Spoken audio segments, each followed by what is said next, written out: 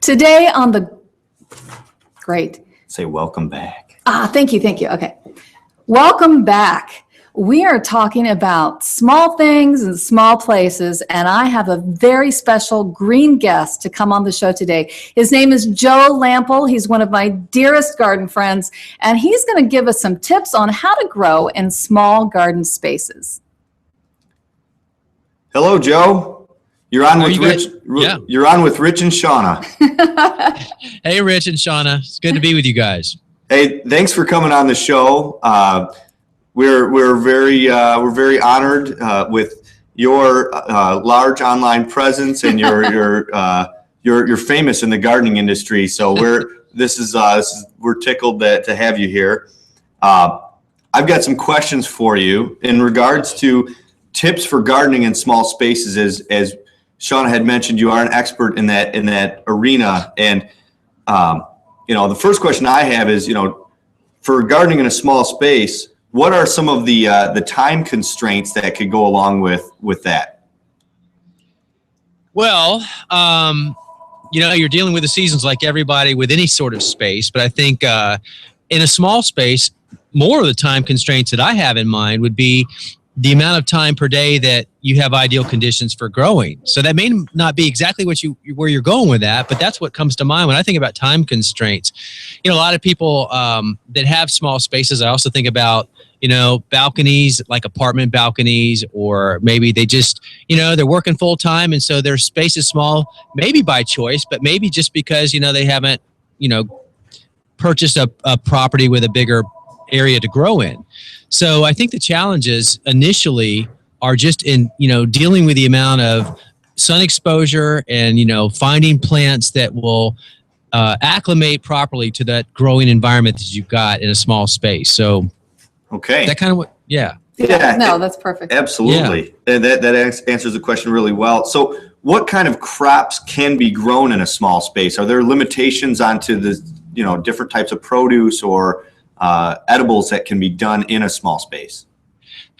That is a great question. The beauty of breeders and growers in the past few years is they've really recognized there's a huge audience that wants to grow, but they do have limitations in the amount of space that they can do that.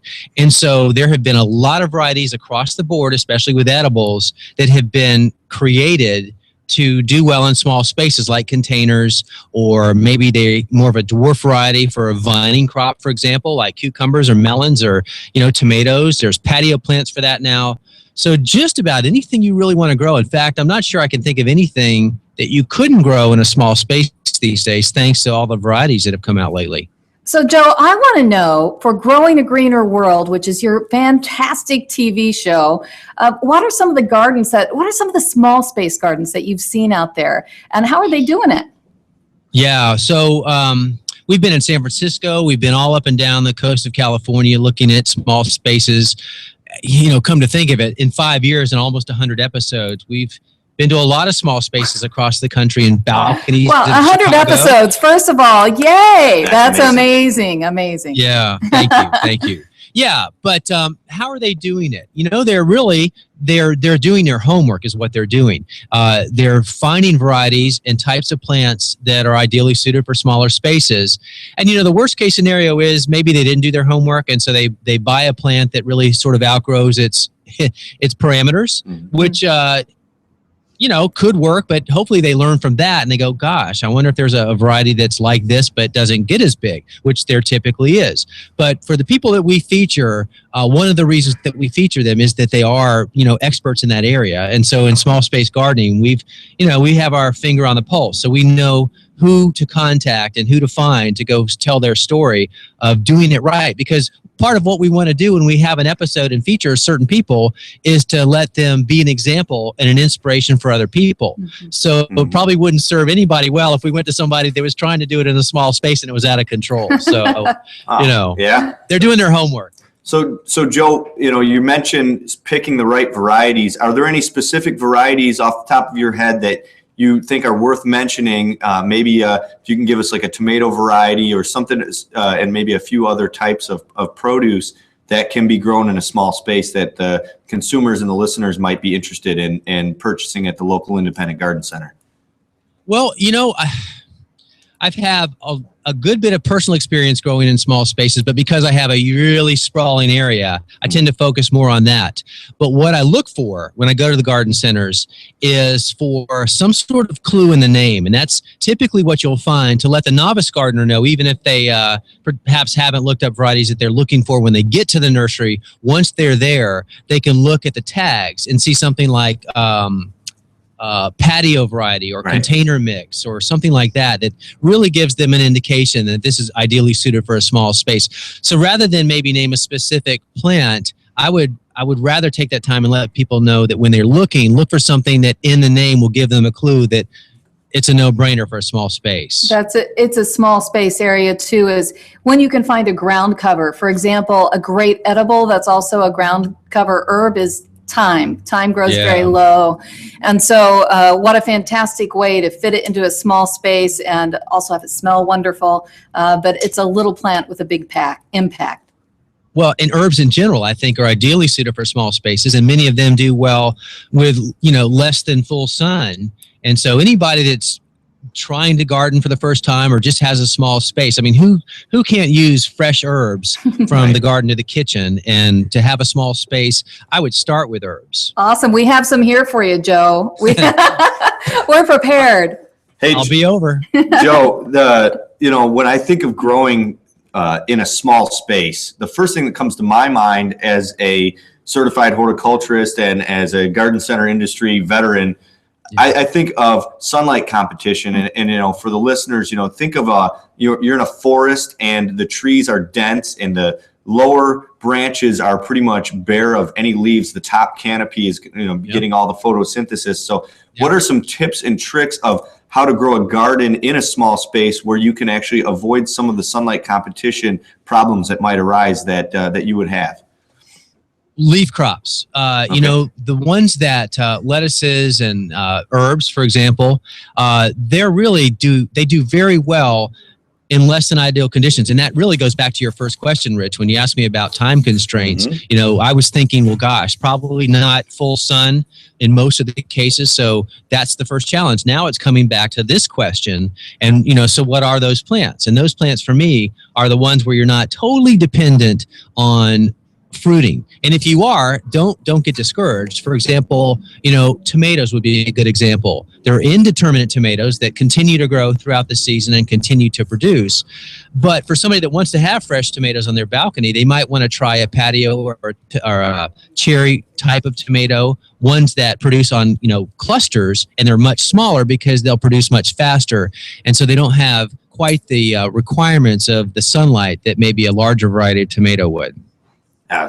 Couldn't have said it better myself. I mean, it's an excellent answer. And, talking about leaf crops and vegetables and people growing their own. And I think people are a lot more conscious of potential health hazards and where their food is coming from, specifically produce and in regards to, chemicals and crops being sprayed with different things.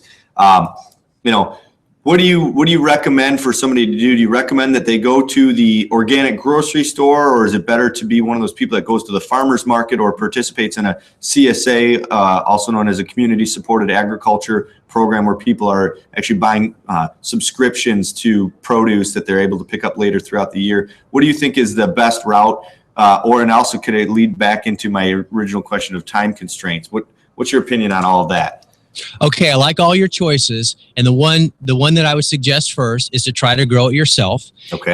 Like you alluded to, everybody wants a little more control over the food they're putting into their body, and one of the main reasons that growing food has become so popular is for that reason: is to know what's going in your body and to reduce the amount of chemicals and the unknowns. So from that, the CSA is a fantastic way to develop a relationship with the actual grower. And so where you guys are partners, where you're investing in their business for the year, and that farmer knows what their predictable revenue stream is because you and other members have invested in it. So it's a little bit of a risk on both sides, but for the most part, you hope for the best and you roll with the punches. So a CSA is a really great way to know where your food is grown, who's growing it, and what's going in your body. Now, a lot of CSA operations do their distribution at a farmer's market. And so, you could get the best of both worlds, because in your CSA share for the week, you're only getting whatever that farmer has to harvest or whatever he's growing for that week. And it may be that you want some other things, or you don't really know what to do with the kohlrabi that shows up in that box. But when you're at the farmer's market, there are other local farmers, and if they're certified organic or certified naturally grown, which is an alternative to certified organic, you'll get to know who those farmers are, and you can develop relationships with them. But I just think it's so important to know who's growing your food if you can. And then back to that last option that you said, and that's the grocery store, where you can find certified organic there. Not only do most grocery stores that I go in today have that section devoted to produce, but in addition to that, they focus on supporting the local growers that are growing it certified organic or maybe certified naturally grown. So all of those choices are good, starting with growing your own all the way through the grocery store. So the answer is yes. Yes to everything. Yes times 4. Well, Awesome. The reason I asked the question too, and I knew you would say yes to everything, but I think it's important to educate the listener, educate the public on these options, because I still think that although those options are growing in popularity, I still think it's at the infancy of what it's going to become. But it will only reach that potential if the public knows about these options and knows what a CSA is and knows where they can find a farmer's market. And I know Shauna wanted to ask you about seed selection and where to get seeds. Yeah, where's your favorite place? Yeah, go ahead. Can I just piggyback on that, Rich? Because it just makes me, it reminds me of something that I think is really important for all of us. And that is, I think we should all try to grow our own food. But again, with a small space challenge or working full time, although we could grow a certain amount of food, it may be all that we need. A lot of times we have additional needs beyond what we can grow. And I think it's important for us to keep those local farmers in business, that we totally support them. And so we shop at those farmers markets or those CSAs, or we buy certified organic. But if we don't continue to keep up that demand, they're not going to provide the supply, because they've got to have customers, because it takes, in many cases, more time to become certified, and sometimes more money and more labor because you're not so automated. And, it's very hard work to commit to growing it organically, especially when you're buying it on a commercial basis. And without those customers, those farmers don't have the motivation or the incentive. Although they might have the motivation, it's a business. So they have got to know that they've got customers to keep their business viable. So I think we should all, be very mindful of that when we walk in the store and we're trying to save 50 cents on, a pound of squash when we could buy it certified organic, and do everybody a favor, especially ourselves and our families. I love that idea. And I think we need to keep thinking that way overall. Now, you are the author of the Green Gardener's Guide as well. So you're a man that is all about the green from one end of the garden to the next. And we thank you so much for coming on board today. I want you to come back sometime, because you're wonderful. Well, thank you. Thank you. This is fun. I love doing this, and I'm honored that I'm the beta guy. You are the first one. Woohoo! And we are going to be watching Growing a Greener World, and I hope that all of the people that watch us will also be watching you, because you're just darn fantastic. Thank you both. All right. Thanks, Joe. You have a great day, Joe. You too. Okay. Bye. All right. Thanks again. Are we off? Okay. All right, cool. Joe, thank you so much for coming on board for a You're quick really 20 welcome. minutes. This was fun. We'll do it again when you're ready. We're going to do it again. We'll get better as time goes on. I'm Yes. looking forward to it. Awesome. All right, cool. Thanks again, my friend. Thank you. Pleasure All to right. meet you. Bye. Bye, Rich. Okay. Oh, you go ahead. That was Joe Lample with Growing a Greener World, and with a lot of great information on pretty much growing in a small space. And we got into some of the finer points of organic gardening and certified naturally grown. And Because growing green is the way we should be doing it. yes, do it the right way. Hey, can we take a break? I know we're not live, so we